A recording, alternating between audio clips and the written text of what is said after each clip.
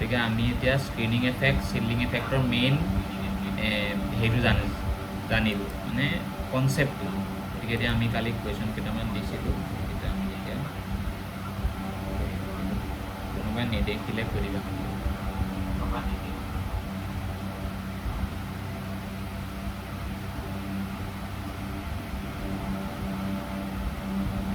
ভালকৈ শুনি আছা নহয়?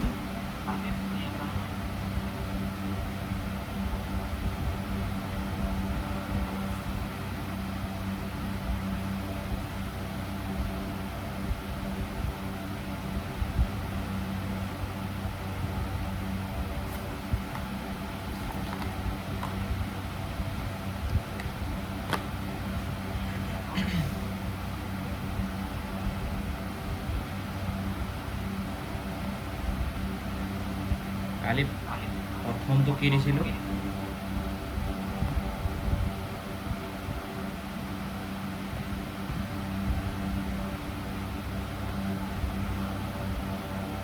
লিথিয়াম দিছিলোঁ। অকল লিথিয়াম নে লিথিয়াম প্লাছ দিছোঁ নেকি? নাই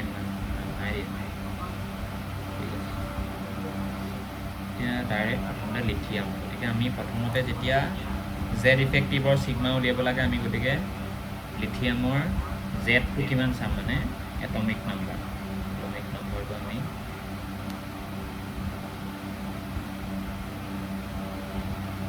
জেডেৰে বুজাওঁ। লিথিয়ামৰ এটমিক নম্বৰ কিমান?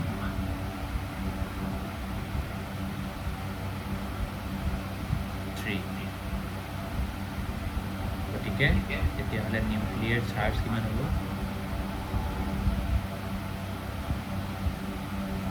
+3, মানে 3টা প্ৰটন আছে।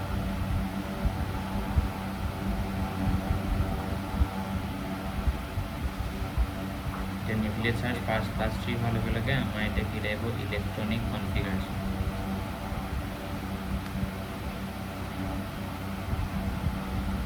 ইলেক্ট্ৰনিক কনফিগাৰেশ্যন যেতিয়া আমি স্ক্ৰিনিং কনষ্টেণ্ট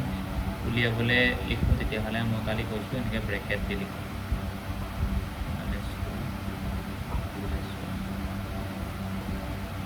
মানে আমাৰ তেতিয়াহ'লে এইটো হৈ গ'ল নিউক্লিয়াছ। ইয়াত আছে 2টা ইলেক্ট্ৰন, ইয়াত আছে 1টা ইলেক্ট্ৰন। এতিয়া আমি জেড ইফেক্টিভ উলিয়াব লাগে ইহঁত দুটাৰ মাজত। গতিকে আমি তেতিয়াহ'লে স্ক্ৰিনিং কনষ্টেণ্টটোৰ কাৰণে কেইটা ইলেক্ট্ৰন পাম? এইটো ধৰিব নালাগে,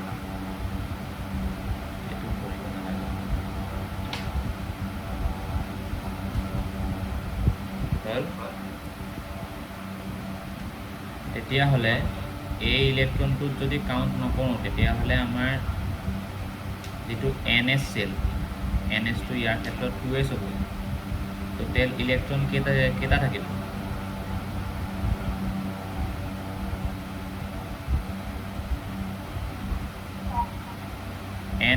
NSত ইয়াত Nৰ ভেলু কিমান?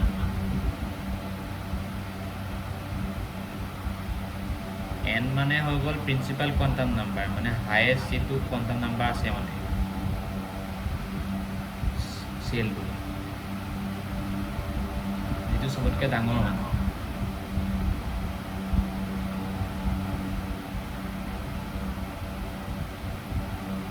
হ'ব Nৰ ভেলু, সেইটো কিয় খেলি মেলি হৈছে? মানে যিটো চবতকৈ হায়েষ্ট চেল থাকে ডাঙৰ, যেনিবা 3s আছে মানে Nৰ ভেলু 3, যদি 4s আছে Nৰ ভেলু 4। গতিকে NS NP বুলি যেতিয়া ক'ব, মানে চবতকৈ হায়েষ্ট নাম্বাৰ থকা চেলটোত, মানে চবতকৈ হায়েষ্ট নাম্বাৰ থকা চেলটো NS NP, এই ইয়াত Nৰ ভেলুটো মানে হায়েষ্ট নাম্বাৰ ইন চেল। গতিকে এতিয়া 2s চেলত টোটেল ইলেক্ট্ৰন আমাৰ 1টা আছিলে, কিন্তু তাৰ ওপৰত যেতিয়া আমি তাক নধৰোঁ বুলি কৈছোঁৱে, ধৰিব নালাগে। গতিকে তেতিয়াহ'লে 2s চেলত টোটেল ইলেক্ট্ৰন ছিগমাৰ কাৰণে কেইটা থাকিব? 0 হয়নে? দুয়োটাই বুজি পাইছানে ভালকৈ?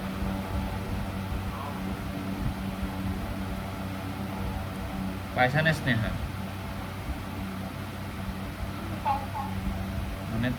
ইয়াৰ ওপৰত নধৰণৰ এতিয়া ৰিপালচনটো কোনে দিব ই আৰু ই হে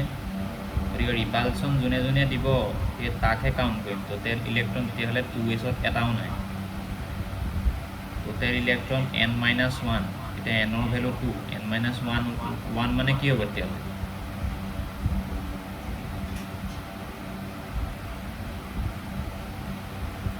n-ৰ ভেলু যদি 2 হয় ইয়াৰ ক্ষেত্ৰত হায়েষ্ট চেলটো ইয়াত 2s তেতিয়াহ'লে n-1 চেলত কিমান আছে বুলি ক'লে তুমি ইয়াত কোনটো চেলৰ কথা ক'বা মানে 1s এতিয়া 1sৰ টোটেল ইলেক্ট্ৰন কেইটা আছে এইটো আমি দুটাই ধৰিম গতিকে এতিয়া আমি এইকেইটা টোটেল ইলেক্ট্ৰনৰ কথা গম পাই গ'লোঁ এতিয়া ns চেলত ইলেক্ট্ৰনে কিমান কণ্ট্ৰিবিউশ্যন দিয়ে ষ্টেটাৰ ৰুলছৰ মতে এইটো খোলাই আছে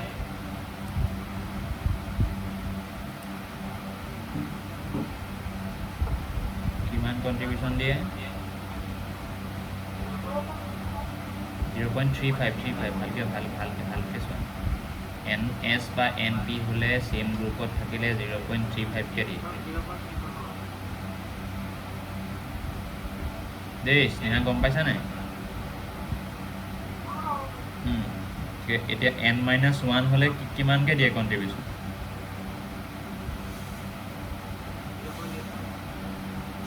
0.85 টোটেল ইলেক্ট্ৰন কেইটা আছে n-1ত 2 into 0.85 বুজি পাইছোনে এইটোতো 0 ওলাব তোমাক ক'ব 2 into 0.85 কৰিলে 2 5 10 1 2 6 170 ওলাল নাই এতিয়া z ইফেক্টিভ মানে কি আছিলে z মাইনাছ সিগমা হয়নে zৰ ভেলু লিথিয়ামৰ ক্ষেত্ৰত কিমান আছিলে 3 আছিলে মাইনাছ 1.70 গতিকে কিমান পাওঁ আমি 1.3 হয় নাই গতিকে আমাৰ মানে +3 চাৰ্জ আছিলে নিউক্লিয়াছৰ লিথিয়ামৰ এই ভিতৰৰ যি দুটা আছে সিহঁতি +3 পাব কিন্তু এই বাহিৰৰটোৱে এই ৰিপালচনটোৰ কাৰণে কম পাব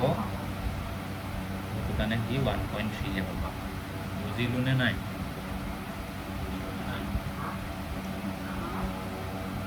এই বাহিৰৰ ইলেক্ট্ৰনটোৱে ভিতৰৰ ৰিপালচনটোৰ কাৰণে ভিতৰৰ ৰিপালচনটো যিহেতু 1.7 হয়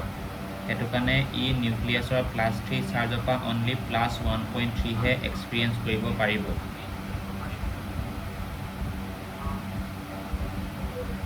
বুজি পালো এইটো লিথিয়ামটো তেতিয়াহ'লে আমি গম পালোঁ নেক্সটটো কি আছিলে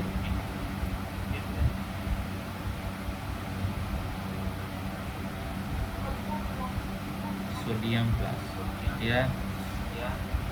সোডিয়ামৰ কাৰণে জেডৰ ভেলুটো হৈ গ'ল 11 তেনেকৈ সোডিয়াম প্লাছৰ ক্ষেত্ৰত হ'লেও জেডৰ ভেলুটো বদলি নাযায় কাৰণ আমাৰ যেতিয়া এটা আয়ন ফৰ্ম হয় প্লাছ হ'লে ইলেক্ট্ৰন এটা সি এৰি দিয়ে আৰু মাইনাছ হ'লে ইলেক্ট্ৰন এটা লয় গতিকে প্লাছ হওক মাইনাছ হওক কিবা হওক এটমিক নাম্বাৰ আৰু মানে জেড সদায় অৰিজিনেল এলিমেণ্টটোৱে থাকিব এইটো মেইন পইণ্ট খেলি মেলি কৰিব নালাগে জেড ইফেক্টিভৰ কথা কোৱা নাই তুমি তাত ইলেক্ট্ৰনিক কনফিগাৰেশ্যনটো বেলেগকৈ লিখিবা ন খালি তোমাৰ জেডৰ ভেলুটো বেলেগ কৰিব নালাগে মানে জেড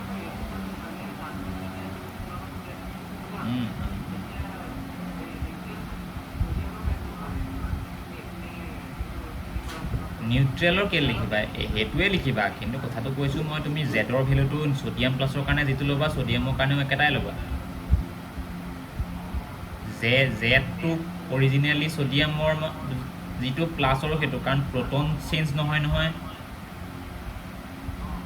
প্ৰটনটো ভিতৰতে ইনটেক্ট থাকে প্ৰটনৰ মুভমেণ্ট নাই গতিকে প্লাছ বা মাইনাছ হ'লে চেঞ্জ কি হয় আমাৰ ইলেক্ট্ৰনহে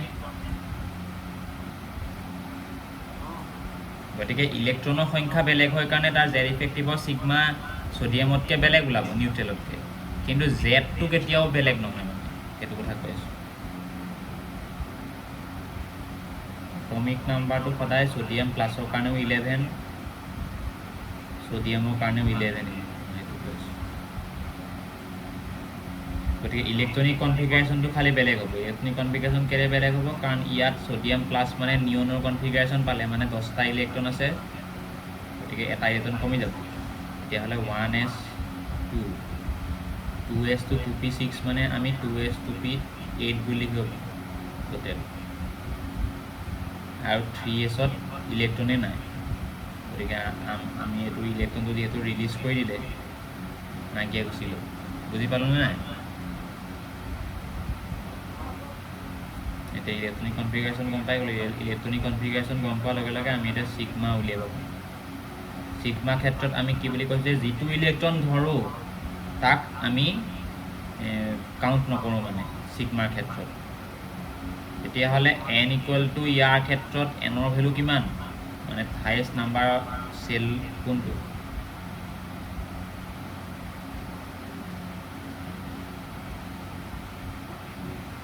মানে অৰিজিনেলি এনৰ ভেলু 2 মানে এনৰ ভেলু PC নাহে সেইবোৰ সাবসেলহে মানে টোটেল সবতকৈ লাৰ্জেষ্ট সেল কোনটো আছে সেইটো সুধিছে এতিয়া লিথিয়ামৰ ক্ষেত্ৰতো তোমাৰ 2s1 গতিকে এনৰ ভেলু কিমান আছিলে 2 সোডিয়াম প্লাছৰ ক্ষেত্ৰতো এনৰ ভেলু 2 কিন্তু সোডিয়ামৰ ক্ষেত্ৰত কি হ'ব এনৰ ভেলু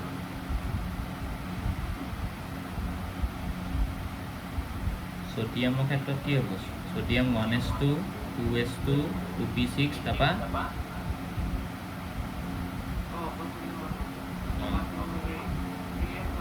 তেতিয়াহ'লে এনৰ ভেলু কিমান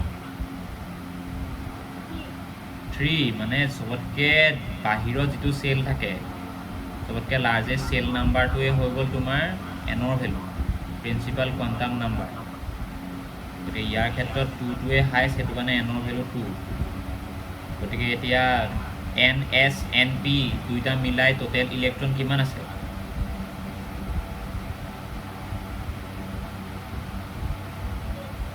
8 কিন্তু আমি এটা ইলেক্ট্ৰন নধৰোঁ যাৰ ওপৰত আমি জেড ইফেক্টিভটো উলিয়াম তেতিয়াহ'লে টোটেল ইলেক্ট্ৰন কিমান হ'ব 7 ইনটু NS বা NPৰ কাৰণে কণ্ট্ৰিবিউশ্যন কিমান আহে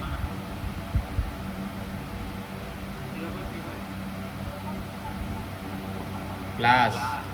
n-1 মানে এনৰ ভেলু যদি 2 হয় n-1 মানে 1 নহ'ব জানো গতিকে 1sৰ কথা কৈছে গতিকে 1sৰ ক্ষেত্ৰত টোটেল ইলেক্ট্ৰন কেইটা আছে 2টা আৰু ইয়াৰ কণ্ট্ৰিবিউশ্যন কিমান হ'ব 0.8 গতিকে এইটো আমি উলিয়াম এনেকৈ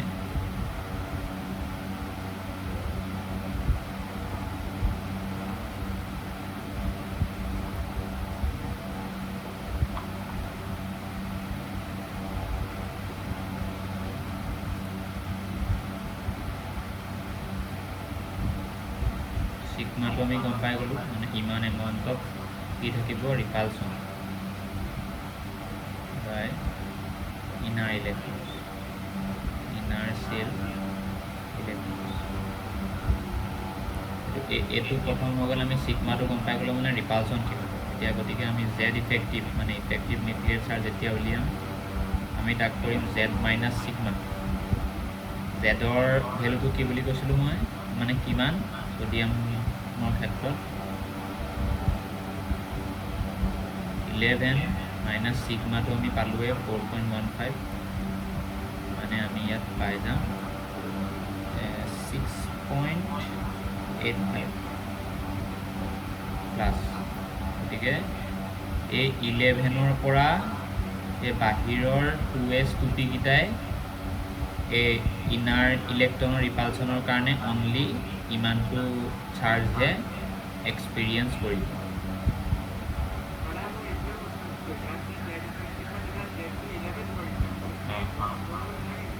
সেইটোকে কৈ আছোঁ জেডটো সদায় একেই মানে জেড হৈ গ'ল তোমাৰ কি এটমিক নাম্বাৰ এটমিক নাম্বাৰ মানে কি নাম্বাৰ অফ প্ৰটনছ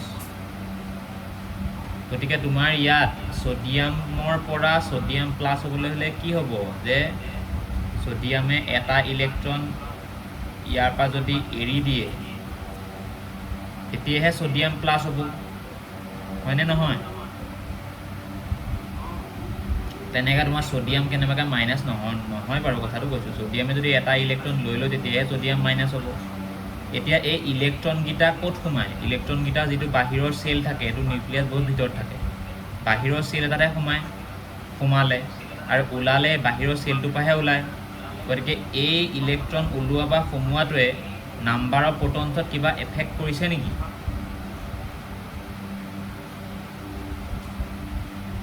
ইলেক্ট্ৰন সোমাইছে ইলেক্ট্ৰন এতিয়া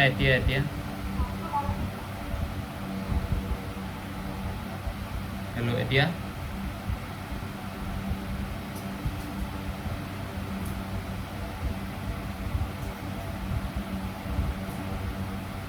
হেল্ল'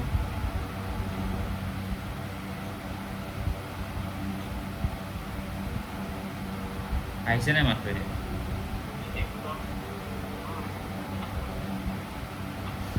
এইটো যিটো মানে আমাৰ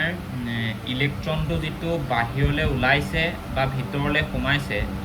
তাৰ ওপৰত এই নিউক্লিয়াছত থকা প্ৰটনত কিবা এফেক্ট পৰিছে নেকি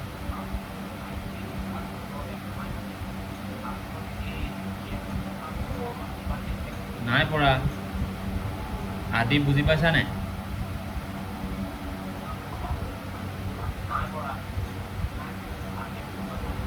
গতিকে মানে এই যিহেতু ইলেক্ট্ৰন সোমোৱা বা ওলোৱাটোৱে এফেক্ট কৰা নাই তেতিয়াহ'লে জেডটোত কিবা ইফেক্ট কৰিব জানো ইলেক্ট্ৰন ওলোৱা সোমোৱা বা সোডিয়াম প্লাছ হোৱা সোডিয়াম মাইনাছ হোৱাটোৱে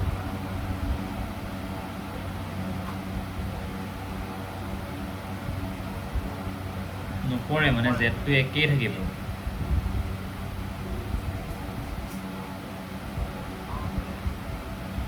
গতিকে জেডটো একেই থাকিব গতিকে এই আয়ন হোৱা সেইটো বস্তু ইলেক্ট্ৰনৰ সোমোৱা আৰু ওলোৱাৰ ওপৰত ডিপেণ্ড কৰে নট প্ৰটন গতিকে প্ৰটনটো যিহেতু নিউক্লিয়াছত এই আয়ন হওক এই ডাবল আয়ন হওক যি হওক একেটাই থাকে সমানেই থাকে গতিকে জেডটো সদায় সমানেই থাকে এতিয়া মই ভেনেডিয়াম +3 বুলি যদি কওঁ ভেনেডিয়াম আমি চবেই গম পাওঁ 23 মানে এটমিক নাম্বাৰ গতিকে জেড ইকুৱেল 23 গতিকে ভেনেডিয়ামৰ কথা ক'লেও আমি জেড ইকুৱেল 23 ক'ম ভেনেডিয়াম +3 মানে তিনিটা ইলেক্ট্ৰন এৰি দিলেও জেড ইকুৱেল 23 কাৰণ ভেনেডিয়ামৰ পৰা ভেনেডিয়াম 3+ হ'বলৈ তিনিটা ইলেক্ট্ৰন এৰি দিব কিন্তু প্ৰটন এৰিব বা প্ৰটন ল'ব নি সেইটো কোনেও একো কৰিব নোৱাৰে গতিকে প্ৰটন লোৱা এৰা যদি কৰিব নোৱাৰে তেতিয়াহ'লে নাম্বাৰ অফ প্ৰটন ফিক্স থাকিব যদি নাম্বাৰ প্ৰটন ফিক্স থাকে তেতিয়াহ'লে এটমিক নাম্বাৰ ফিক্স থাকিব সেইটো কাৰণে জেডৰ ভেলুটো সদায় একেই আছে এতিয়া আমি জেড ইফেক্টিভ উলিয়ালোঁ এইটো উলিয়ালোঁ গতিকে সোডিয়াম প্লাছৰ কনফিউজনটো হৈ গ'ল আৰু এই জেডৰ কথাটো আমি গম পাই গ'লোঁ ক্লিয়াৰ হ'ল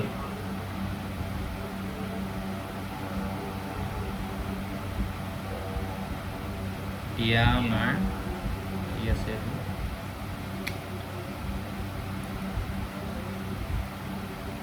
নেক্সটটো কি আছে কি দিছিলোঁ কিবা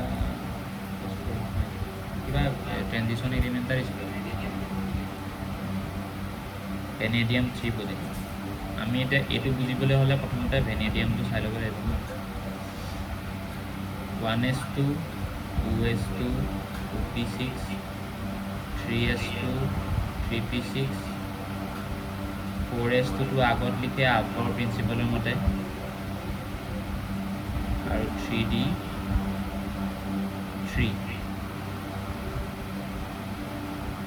এইটোত কিবা কনফিউজন আছে নি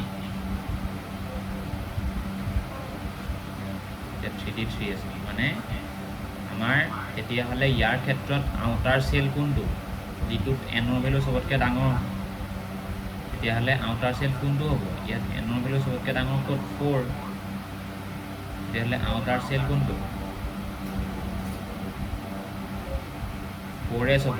সেইটো কাৰণে যেতিয়া আমাৰ 3+ কাৰণে 3টা ইলেক্ট্ৰন সি এৰিব তেতিয়াহ'লে প্ৰথমতে যিটো বাহিৰত থাকে তাৰ পৰা ওলাবলৈ সহজ গতিকে 4s 2টা ইলেক্ট্ৰন ওলাই গুচি যাব তাৰপিছত আৰু এটা ইলেক্ট্ৰন ওলাবলৈ থাকিব সেইটো তাৰ নেক্সটটো পৰা ওলাব নেক্সট কোনটো 3d3 3d3 পৰা এটা ওলাব ইয়াৰ পৰা দুটা ওলাব তেতিয়াহ'লে ভেনেডিয়াম 3+ কি কনফিগাৰেশ্যনটো কি হ'ব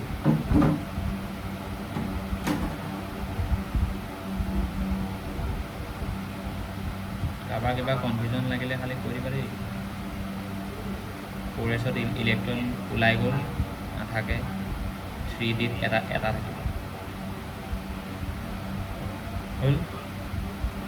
হ'লনে নাই আদি ভেনেডিয়াম কনফিউজন লাগিছিলে ঠিক আছে নে এইখিনিলৈকে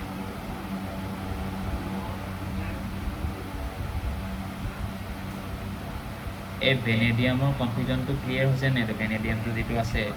+3 হোৱাৰ লগে লগে 4s পৰা দুটা ওলালে প্ৰথমতে আৰু এটা ইলেক্ট্ৰন থাকি গ'ল কি 3d2 হৈ গ'ল এইখিনিলৈকে বুজিলোঁ এতিয়া আমি যিটো মানে ব্ৰেকেট কৰি লিখোঁ যিহেতু আমি স্ক্ৰিনিং কনষ্টেণ্ট উলিয়াবলৈ হ'লে তেনেকৈ লিখোঁ সেইটো কাৰণে আমি এনেকৈ লিখিব লাগিব 1s2 2s 2p8 3s 3p8 3d2 এতিয়া তোমালোকে এটা বস্তু চোৱা ইয়াৰ ক্ষেত্ৰত চবতকৈ আউটাৰ চেল কোনটো যাৰ 3d মানে 3d 2 বাৰু নাম্বাৰ অফ ইলেক্ট্ৰন গতিকে চেল বুলি যেতিয়া কুৱেশ্যন কৰিব কোনোবাই তেতিয়া তুমি ক'বা অকল এনৰ ভেলুটোৰ লগত ছাবচেলটো 3d তেতিয়াহ'লে এতিয়া এই ষ্টেটাৰ ৰুলছ পঢ়োৱাতে মই এটা কথা কৈছিলোঁ যে md আৰু nfৰ কাৰণে আমি যিটো চেম গ্ৰুপ মানে যাৰ কথা ক'ম 3d তাৰ কাৰণে আমি কণ্ট্ৰিবিউশ্যন 0.35কৈ ল'ম হয়নে আৰু ইনাৰ ইলেক্ট্ৰন যিমান থাকক আমি কিমানকৈ ল'ম 1.00কৈ ল'ম ইয়াত সেই n-1ৰ কাৰণে 0.85 সেইবোৰ কেছ নাই মানে বুজিলোঁ গতিকে এইটো কাৰণে এতিয়া আউটাৰ চেলটো 3dত আমি কেইটা ইলেক্ট্ৰন বুলি ক'ম টোটেল চিগমা যেতিয়া কাউণ্ট কৰিম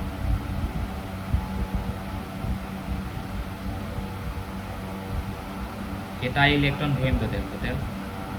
3dত এটা মানে যাৰ ওপৰত উলিয়াইছোঁ তাক নলওঁ গতিকে 1 × 0.35 হয়নে প্লাছ বাকীকেইটা টোটেল যিমানটা ইলেক্ট্ৰন আছে গোটেইকেইটাৰ কাৰণে কণ্ট্ৰিবিউশ্যন কিমান বুলি ক'লোঁ 1 গতিকে টোটেল আছে 8 + 8 16 + 2 18 × 1.0 এইটো অকল 3 মানে ডি অৰ এফৰ কাৰণেহে হ'ব দেই যদি আউটাৰ চেলটো ডি থাকে বা এফ থাকে এইটো ওলালে 0.35 + 18 মানে 18.35 এইটো কি ওলালে ইনাৰ চেল ইলেক্ট্ৰনে দিয়া ৰিপালচিভ ফ'ৰ্চটো ওলাই গ'ল তেতিয়াহ'লে এতিয়া আমি কৈ দিব লাগিব জেড ইফেক্টিভ মানে জেড - চিগমা যেতিয়া আমি জেডৰ কথা কওঁ তেতিয়া আমি ভেনেডিয়াম 3+ ভেনেডিয়াম সেইবোৰ কথা নাচাওঁ সদায় অৰিজিনেল যিটো এটমিক নাম্বাৰ সেইটো চাওঁ ভেনেডিয়ামৰ 23 ইয়াত আহিলে 23 - 18.35 মানে হৈ গ'ল 4.65 প্লাছ বুঝলো না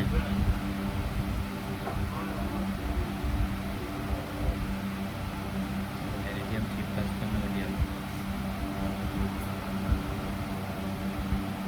আৰু কি দিছিলোঁ ফচফৰাছ দিছিলোঁ নেকি কি দিছিলোঁ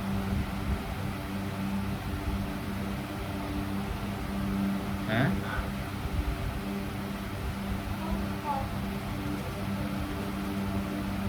কি দিছিলো শুনা নাই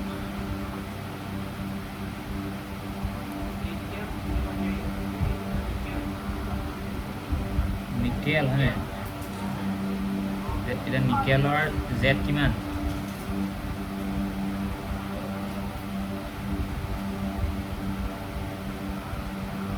জেড গম পাই গ'ল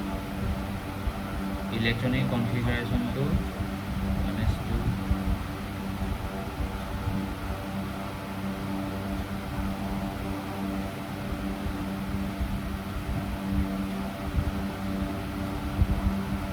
হৈছে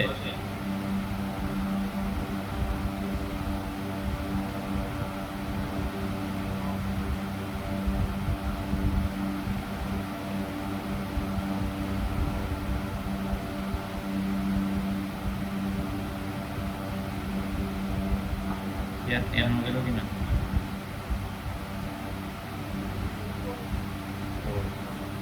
আউটাৰ চেলটো 4S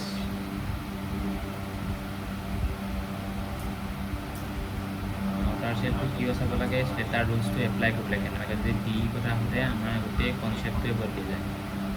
বুজি পালা আমি এতিয়া চিগমা উলিয়াম চিগমাৰ কাৰণে আমি আউটাৰ চেল কৰিম কিমান ইলেক্ট্ৰন ধৰিম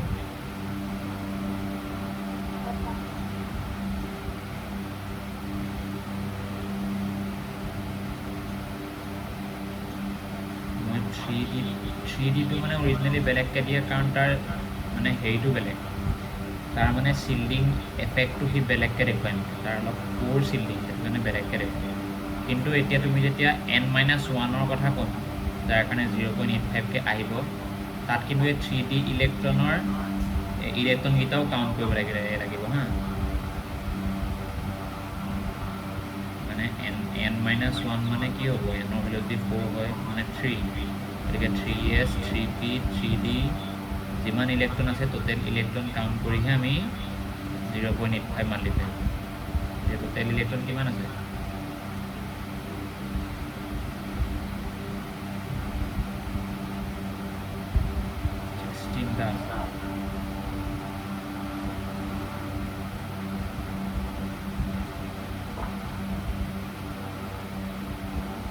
n-1 হওক অৰ লোৱাৰ হওক টোটেল আমি 1কে দিম সেইটো কাৰণে এইটো n-2 বা 1s to n-3 মানে n-2কেও কৰোঁ যিমান থাকক টোটেল সদায় 1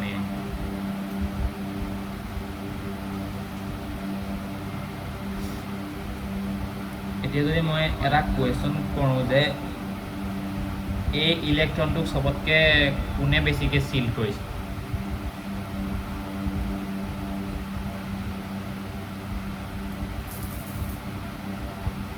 থ্ৰী ডি আছে 3S আছে 3P আছে 2S আছে 2P আছে 1S আছে চবতকৈ বেছি কোনে চিল কৰিছে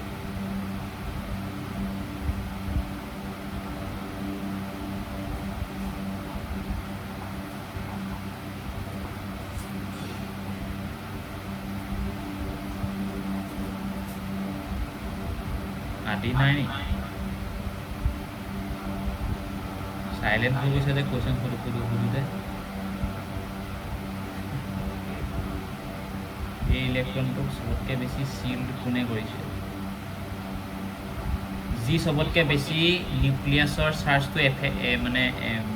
এক্সপিৰিয়েঞ্চ কৰিছে এতিয়া কোনে চবতকৈ বেছি ওচৰত আছে নিউক্লিয়াছৰ 1S গতিকে 1S 2S এইকেইটাই চবতকৈ বেছি তাক মানে চিল কৰিব সেইটো কাৰণে আমাৰ চবতকৈ ডাঙৰ ভেলুটো কাৰ আছে 1S 2Sৰ এইকেইটা আছেনে নাই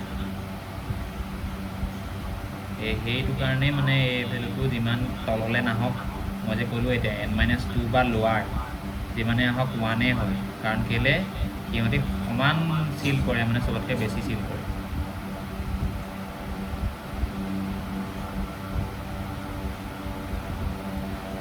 into 0.85 মানিব এগুলো এলাও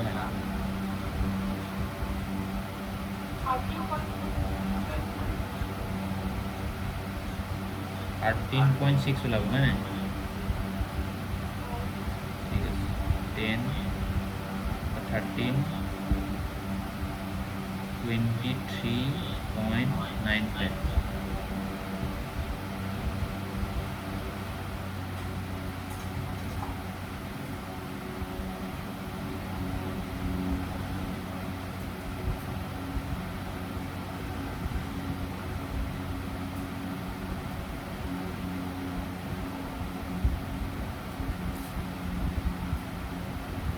হয় নাই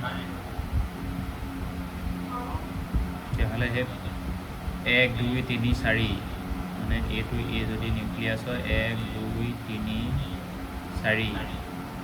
ইয়াৰ মাজতো 3s 3p 3d তেনেকৈ আছে গতিকে বাহিৰৰ ইলেক্ট্ৰনটোৱে এই ডিষ্টেঞ্চটো যিমানে বাঢ়ি গৈ আছে এই কিমান কম চাৰ্জ এক্সপিৰিয়েঞ্চ কৰিছে দেখিছা নাই গতিকে সেই কনচেপ্টটো মানে মই যিটো কৈছোঁ যে সিগমাটো কাৰ ওপৰত ডিপেণ্ড কৰে ইনাৰ সেল বা ইনাৰ সেল ইলেক্ট্ৰন যিমানে ইনাৰ সেলবোৰ বাঢ়ি বাঢ়ি বাঢ়ি বাঢ়ি গৈ আছে সিমানে ৰিপালচন বাঢ়ি গৈ আছে নে নাই যিমানে ৰিপালচন বাঢ়ি গৈ থাকে সিমানে জেড ইফেক্টিভ কমি গৈ থাকিব গতিকে জেড ইফেক্টিভটো কমি গৈ আছে নে নাই এইটোৱে কনচেপ্ট এইটোৱে কনচেপ্টৰ পৰা যেতিয়া তুমি এপ্লাই কৰি নিউমাৰিকেলছ কৰি দিবা তাৰপিছত তোমাৰ এইটো ক্লিয়াৰ হৈ যায়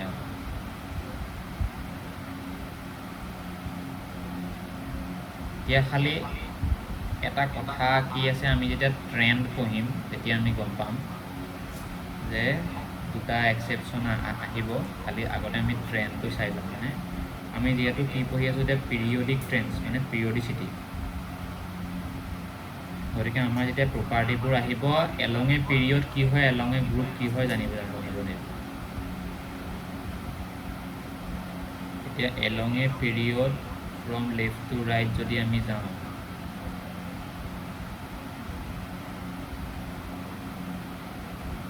তেতিয়াহ'লে আমাৰ কি হয় তোমাৰ এটমিক নাম্বাৰটো ডাঙৰ হৈ গৈ থাকে হয়নে এটমিক নাম্বাৰ ইনক্ৰিজেছ পিৰিয়ডটো যেনেকৈ যাওঁ মানে sodium 11 magnesium 12 aluminium 13 silicon 14 phosphorus 15 sulphur 16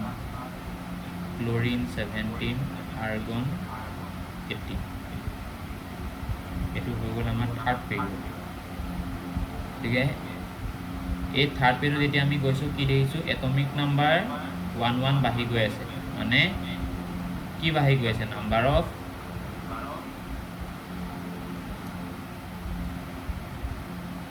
যিমানে পিৰিয়ডত লেফ্ট টু ৰাইট গৈ আছোঁ এটমিক নাম্বাৰ বাঢ়ি গৈ আছে মানে কি বাঢ়ি গৈ আছে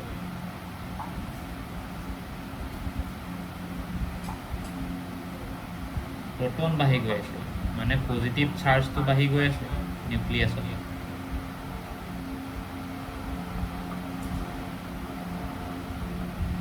আৰু কি হৈছে যিবোৰ ইলেক্ট্ৰন সোমাই গৈ আছে 11 12 13 14 ইলেক্ট্ৰনবোৰ একেটা সেলতে বাহিৰৰ যিটো সেল আছে একেটাতে সোমাই গৈ আছে কিন্তু ইনাৰ সেল বাঢ়ি যোৱা নাই কথাটো শুনি পেলাই বুজি ল'বা খালি বুজি নাপালে ডাইৰেক্ট যিমানে পিৰিয়ডটোত এটমিক নাম্বাৰ বাঢ়ি গৈ আছে মানে নাম্বাৰ অফ প্ৰোটনছ ভিতৰত বাঢ়ি গৈ আছে এইটো কাৰণে 11টা এইটো কাৰণে 12টা আছে এইটো কাৰণে 13টা আছে 14টা আছে তেনেকৈ ইয়াৰ কাৰণে 18টা আছে গতিকে নাম্বাৰ অফ প্ৰোটনছ বাঢ়ি গৈ আছে নাম্বাৰ অফ প্ৰোটনছ বাঢ়ি যোৱা মানে সোডিয়ামৰ ক্ষেত্ৰত এই নিউক্লিয়াছৰ চাৰ্জটো আছিলে +11 আৰ্গনৰ ক্ষেত্ৰত হৈ গ'লগৈ নিউক্লিয়াছটোৰ চাৰ্জটো +18 গতিকে নিউক্লিয়াছটোৰ চাৰ্জটো বাঢ়ি গৈছেনে গতিকে সি যিমানে চাৰ্জ বেছি হ'ব সি সিমানে নিগেটিভ চাৰ্জটো ওচৰলৈ টানিব পাৰিব বাহিৰৰ গতিকে পজিটিভ চাৰ্জটো বাঢ়ি গৈ আছে কিন্তু এইটো কি দেখিছোঁ যে ইলেক্ট্ৰন যিবোৰ সোমাইছে 11 12 13 14 যিমানে পিৰিয়ডত গৈ আছে ইলেক্ট্ৰন একেটা সেলতে সোমাই গৈ আছে মানে কি হৈছে ইনাৰ সেল বা ইনাৰ সেল ইলেক্ট্ৰন বাঢ়ি যোৱা নাই এই ভিতৰৰ ইলেক্ট্ৰনত কিবা বাঢ়ি গৈছে জানো ভিতৰত সমানে আছে আমি গম পাই যে সিগমাটো অকল ইনাৰ সেল বা ইনাৰ সেল ইলেক্ট্ৰনৰ ওপৰত ডিপেন্ড কৰে গতিকে যেহেতু ইনাৰ সেল ইলেক্ট্ৰন বহা বা কমা নাই আৰু একেটা সেলতে বাঢ়ি গৈ আছে মানে আমাৰ সিগমাটো কনস্ট্যান্ট আছে নে কনস্ট্যান্ট মানে এটো নহয় যে সিগমা 1 আছিলে কনস্ট্যান্ট মানে মেগনেছিয়ামৰ কাৰণেও সিগমা একেই আছে স্লাইড এনেকুৱাবোৰ হৈছে মানে 1.02 পটককৈ যেনিবা হ'ল যেনিবা 1.05 1.07 গতিকে এনেকৈ যদি তুমি এভাৰেজ লোৱা তেতিয়াহ'লে কনস্ট্যান্ট মানে সেই চেঞ্জটো আমি গুৰুত্ব নিদিলেও চলি যায় বুজি পালা মানে তুমি ধৰি লোৱা মানুহ এটাৰ যেনিবা আজি চৰ্দি লাগিছে সেই মানুহটোৱে ইমান গুৰুত্ব নিদিয়ে কিন্তু চৰ্দিৰ পৰা যদি বহুত জ্বৰ হৈ যায় সেই গুৰুত্ব দিব গতিকে চৰ্দি লগা মানুহ এটা অলপ চৰ্দি লগা আৰু পুৰা ভাল থকা মানুহ এটা মানে দুইটা মানুহ কনস্ট্যান্ট বুলি ক'ব পাৰি প্ৰায় হেলদি আছে তাক বেমাৰী বুলি ক'ব নোৱাৰিম গতিকে সেই কনস্ট্যান্ট মানে ওচৰা-ওচৰি আৰু কিন্তু প্ৰায় একেই মানে গতিকে সেইটো কাৰণে সিগমাটো আমাৰ কনস্ট্যান্ট থাকে কিন্তু নিউক্লিয়াৰ চাৰ্জটো মানে প্ৰোটনবোৰ বাঢ়ি বাঢ়ি গৈ আছে তেতিয়াহ'লে আমাৰ জেড ইফেক্টিভটো কি হ'ব সিগমা কনস্ট্যান্ট তেতিয়াহ'লে জেড ইফেক্টিভ মানে কি আছিলে জেড মাইনাছ সিগমা যদি সিগমা কনস্ট্যান্ট আছে আমি সিগমাটো মুহাই দিব পাৰিম কাৰণ সিগমাৰ ওপৰত তাৰ কোনো গুৰুত্বই নাই তেতিয়াহ'লে জেড ইফেক্টিভটো কাৰ লগত সমান হ'ব জেডৰ লগত মানে প্ৰোটন যিমানে বেছি হ'ব সিমানে জেড ইফেক্টিভ বেছি হ'ব তেতিয়াহ'লে along a period from left to right proton কি হৈছে বাঢ়ি গৈছে নে তেতিয়াহ'লে জেড ইফেক্টিভ কি হ'ব বাঢ়ি যাব এইটোৱেই বুজিব লাগে ট্ৰেণ্ডটো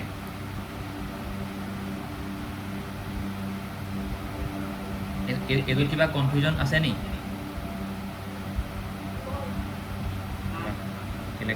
এতিয়া মই এই গ্ৰুপটোকে দেখাম যিটো ফাৰ্ষ্ট গ্ৰুপ আছে এতিয়া এলং এ গ্ৰুপ কি হয় আমি চাবলৈ হ'লে ফাৰ্ষ্ট গ্ৰুপটো দেখিম हाँ ली ना कर रब से फरियाद hydrogen lithium sodium potassium rubidium caesium वगैरह এতিয়া এটা গ্ৰুপত চেঞ্জটো কি হয় হাইড্ৰোজেনৰ ক্ষেত্ৰত এটা সেল আছিলে মানে 1s1 লিথিয়ামৰ ক্ষেত্ৰত দুটা সেল হ'ল 1s2 2s1 সোডিয়ামৰ ক্ষেত্ৰত তিনিটা সেল হ'ল 1s2 2s2 2p6 3s1 পটাছিয়ামৰ ক্ষেত্ৰত চাৰিটা হ'ব 1s2 2s2 2p6 3s2 3p6 4s1 হয়নে নহয় গতিকে ইয়াত কি হৈ গৈ আছে দুইটাতে গোটেইকেইটাতে লাষ্টৰ এছ সেলতে এটা ইলেক্ট্ৰন এড হৈছে কিন্তু নাম্বাৰ অফ সেলছ কি হৈছে বাঢ়ি গৈছে ইয়াত এটা আছিলে ইয়াত দুটা হ'ল ইয়াত তিনিটা হ'ল ইয়াত চাৰিটা হ'ল গতিকে নাম্বাৰ অফ সেল বাঢ়ি যোৱা মানে বাহিৰৰ ইলেক্ট্ৰনটোৰ কাৰণে নাম্বাৰ অফ ইনাৰ সেলছ কি হ'ব তেতিয়াহ'লে এই বাহিৰৰ ইলেক্ট্ৰনটোৰ কাৰণে হাইড্ৰোজেনৰ ক্ষেত্ৰত ইনাৰ সেলছ নাই যেহেতু এটা সেলেই আছে ইনাৰ সেল নাই এই বাহিৰৰ ইলেক্ট্ৰনটোৰ কাৰণে ইনাৰ সেল কেইটা আছে 1s1 1s2 এটা এই সোডিয়ামৰ ক্ষেত্ৰত বাহিৰৰ ইলেক্ট্ৰনটোৰ কাৰণে ইনাৰ সেল কেইটা আছে দুটা 4s1ৰ ক্ষেত্ৰত এইটোৰ কাৰণে ইনাৰ সেল কেইটা আছে তিনিটা তেতিয়াহ'লে গ্ৰুপত যাওঁতে আমাৰ ইনাৰ সেল কি হৈছে ইনাৰ সেল বাঢ়ি গৈছে যদি ইনাৰ সেল বাঢ়ি যায় ইনাৰ সেল ইলেক্ট্ৰন কি হ'ব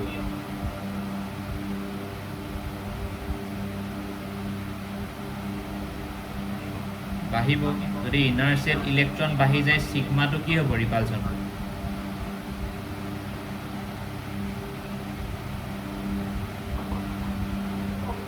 বাঢ়ি যাব যদি সিগমা বাঢ়ি যায় মানে সিগমা বাঢ়ি যোৱা মানে কি বাহিৰৰ ইলেক্ট্ৰনটো আৰু দূৰলৈ নিউক্লিয়াছৰ পৰা দূৰলৈ গৈ থাকিব তেতিয়াহ'লে জেড ইফেক্টিভটো কি হ'ব কমি যাব বুজিছানে স্নেহা ঠিকে আমি এই দুটা পইণ্টৰ পৰা ক'ব পাৰোঁ যে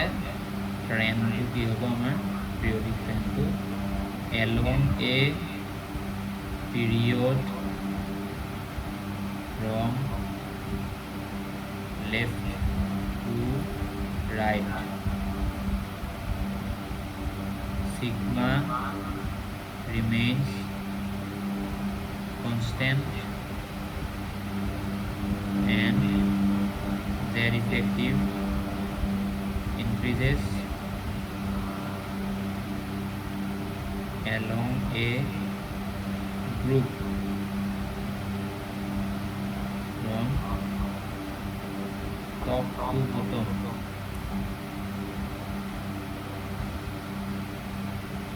sigma increases and z effective decreases হৈ গ'ল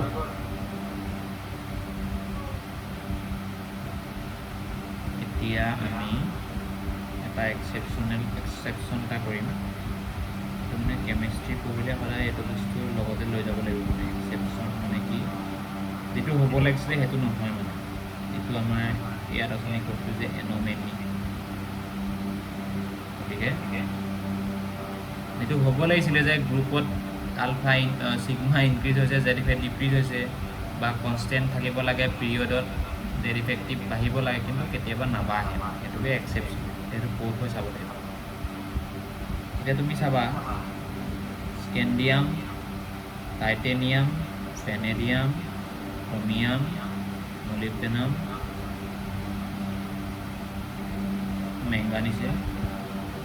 manganese iron cobalt nickel copper zinc এতিয়া এইটো এটা পিৰিয়ড হয় এই পিৰিয়ডটোত অৰিজিনেলি কি হ'ব লাগিছিলে আমাৰ ছিগমাটো কনষ্টেণ্ট থাকিব লাগে হয়নে আৰু কি হ'ব লাগে আমাৰ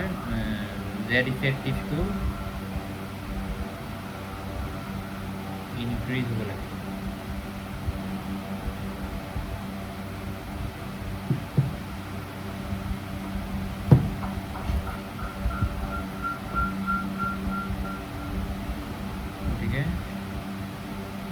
যদি উলিয়াই চাওঁ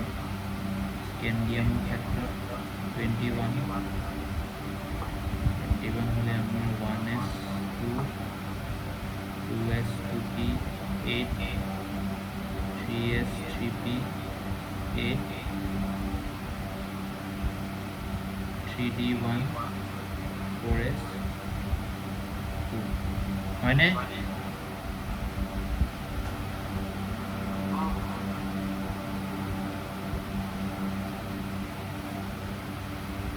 তাৰপিছত কি আছিলে এইটো স্কেণ্ডিয়ামৰ পিছত titanium 22 1s2 2s2p 8 3s3p 8 3d2 4s2 vanadium মানে 23 1s2 2s2p 8 3s3p 8 3d3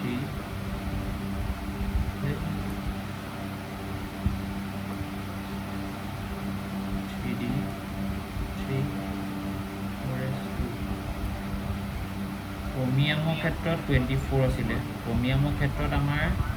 কনফিগাৰেশ্যনটো কি চেঞ্জ হৈছিলে কোৱাচোন 1s2 2s2p 2s2p6 মানে 2p8 হয় 3s3p8 হয় এতিয়া মই এইকেইটা ব্লেংক ৰাখি দিম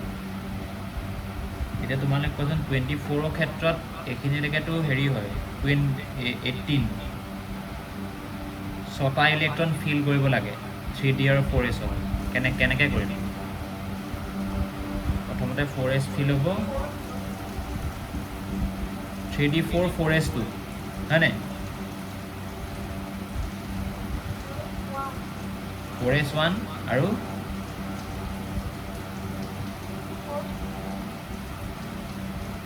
3d4 4s1 হলে 5টা ইলেক্ট্ৰনে হ'ব কিন্তু আমাৰ ইয়াৰ 24 ইয়াৰকে 18 হয় 6টা ইলেক্ট্ৰন হ'ব লাগে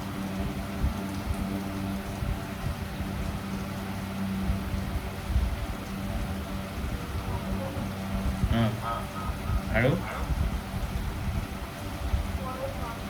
কেলে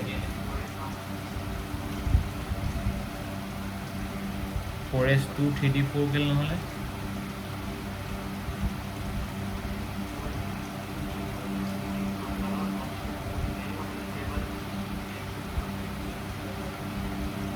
মানে 3d যেতিয়া 5টা আৰু এফালে 4s থাকে ইয়াত আমাৰ কি হয় হয় আধা গোটেইকেইটাৰ এটা ইলেক্ট্ৰন থাকিলে হাফ ষ্টেবল হয় নবা গোটেইকেইটা দুটাকে থাকিলে পেয়াৰ হৈ থাকিলে ফুলি ষ্টেবল হয় এতিয়া এই আগৰটোত কি আছিলে 3d3 4s2 এতিয়া ইয়াৰ ক্ষেত্ৰত কি হৈ গ'ল আৰু এটা ইলেক্ট্ৰন বাঢ়ি গ'ল 3d4 4s2 যেনিবা মই এনেকৈ ফিল কৰিলোঁ তেতিয়াহ'লে ইয়াত বাৰু ফুল্লি ফিল্ড আছে ঠিক আছে 4sৰ ক্ষেত্ৰত ইয়াততো হাফ ফিল্ড হ'বলৈ এটাহে লাগে আৰু ইহঁত দুটাৰ মাজৰ ইলেক্ট্ৰনৰ বেৰিয়াৰটো ইমান বেছি নহয় মানে এনাৰ্জিটো সেইটো কাৰণে কি হয় ইলেক্ট্ৰনটো ইয়াৰ পৰা ইয়ালৈ শ্বিফ্ট হ'ব পাৰে আৰু হাফ ষ্টেবল হ'লে ষ্টেবিলিটিটো ইনক্ৰিজ কৰি দিব পাৰে এই ষ্টেবিলিটি থাকিলে যিকোনো বস্তুৱে ইউনিভাৰ্চত ষ্টেবল হ'ব বিচাৰে ন ৰেষ্টত থাকিব বিচাৰে গতিকে ইয়াৰ পৰা ইলেক্ট্ৰনটো ইয়ালৈ শ্বিফ্ট হয় ইয়াত এটা ইলেক্ট্ৰন গুচি আহে আৰু ইয়াত এটা ইলেক্ট্ৰন সেইটো কাৰণে ইয়াৰ কনফিগাৰেশ্যনটো 3d4 4s2তকৈ 3d5 4s1 because of extra stability এতিয়া সেইটো কাৰণে আমাৰ কি এফেক্টনো হয় আমি চাম এতিয়া এই গোটেইকেইটাৰ কাৰণে চিগমাটো চিগমা আমি যেতিয়া স্কেণ্ডিয়ামৰ কাৰণে উলিয়াম তেতিয়া ওলাব 1 × 0.35 4sৰ কাৰণে হয়নে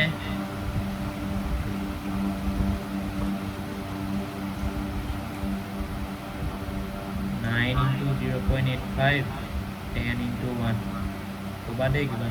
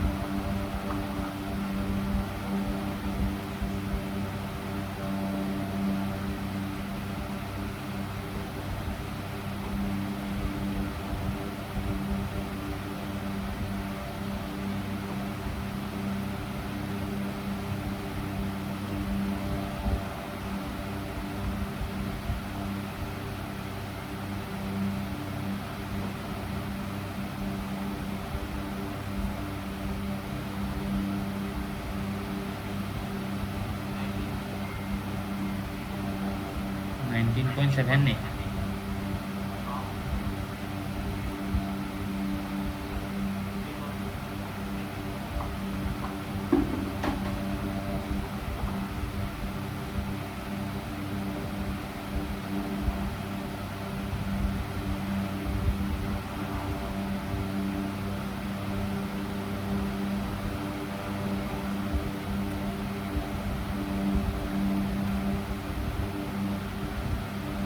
জিৰ' হ'ব দেই কাৰণ 4s1 আছে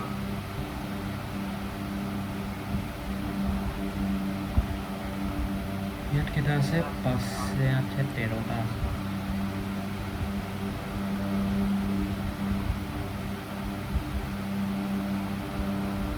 আৰু 3 into 0.85 কিমান হ'ব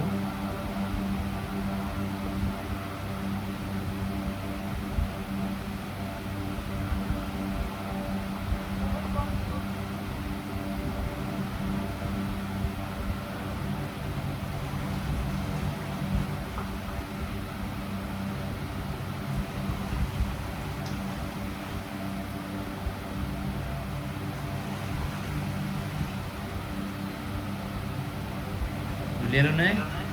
ইয়ালৈকে উলিয়ালো তেতিয়াহ'লে স্কেন্ডিয়ামৰ ক্ষেত্ৰত আমাৰ জেড ইফেক্টিভ কিমান লাগে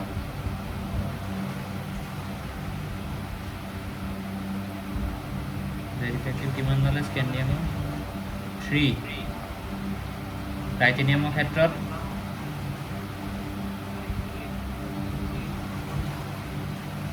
জেড ইফেক্টিভ